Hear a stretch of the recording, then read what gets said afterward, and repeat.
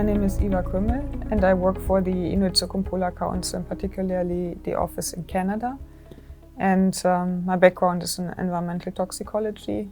From ICC's perspective, we have been involved in the sustained Arctic observing networks from the very beginning.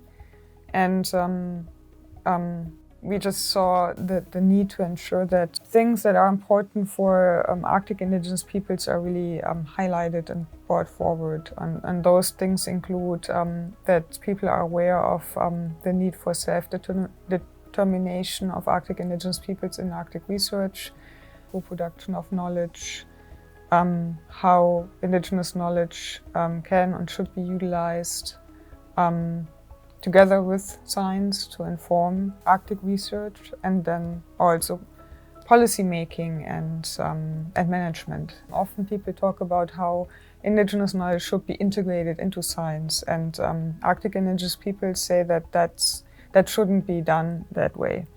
So what Arctic indigenous people would like to see is that knowledge holders get together, indigenous knowledge holders and scientists, and co-produce the knowledge together. From the very, very beginning from projects, let's say when you even just think about the design, get together, talk about the design. What would you like to do? What kind of questions would you like to ask? How do you need to design the project to answer those questions? What questions are important for scientists, for policy, and for indigenous peoples to inform management?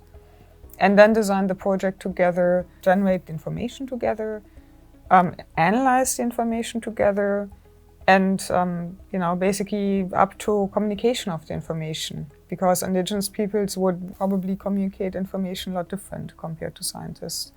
And all of those aspects need to be done together, because this way you bring knowledges together, you're not taking things out of context. I think it's very nice and extremely important to have the presence of indigenous peoples in the meeting. So it was very nice to see here at the assembly how indigenous peoples were talking about how things affect them and what is important to them. And it also brought up the problem of scaling. Those are very important aspects, and I think that would be something that I would like to see intensified. And that actually goes into that direction of co-production. I would definitely try to, as I mentioned, bring in more indigenous peoples and have their reflections and think a little bit more about how the things that matter to them can be addressed within Arctic Passion. And then, think about what does it mean for policy making, and what does it mean for really how Arctic observations are being done right now. Because what I feel is that the very holistic approach that indigenous peoples take,